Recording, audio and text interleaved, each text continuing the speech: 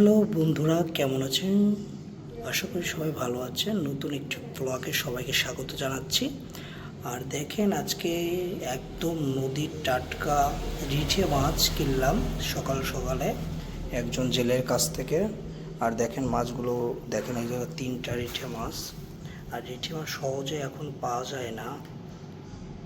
আজকে সকালে একজন জেলে ধরেছে, তাই বিক্রি করতে আসলো, তাই কিনে নিলাম।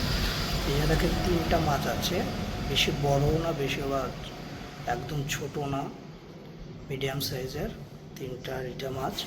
আর সকাল সকাল এই 3টা রিঠে মাছ কিনলাম 800 টাকা দিয়ে। দেখেন মাছগুলো কলম টাটকাই আছে, একেবারে জ্যান্ত মাছ, দেখেন একদম নড়ছে।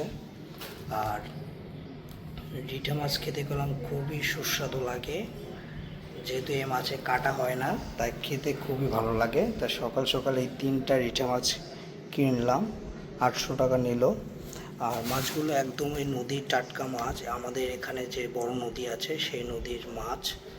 যেহেতু নদীর মাছের স্বাদই আলাদা, একদম সুন্দর স্বাদের মাছ। আর এই 3টা মাছ কিনলাম। আর এই 3টা মাছ এখন যাচ্ছি উপরে, যাতে রান্না করবে দুপুরবেলা, সেই জন্য বাসায় যাচ্ছি দিয়ে আসতে।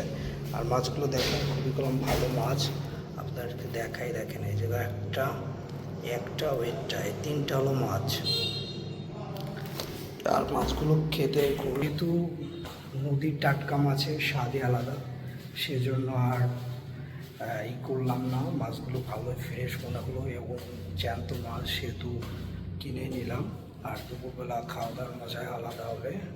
যেহেতু নদীর মাছ, সেহেতু এর স্বাদই আলাদা, অন্যরকম, খেতে অনেক সুস্বাদু হবে।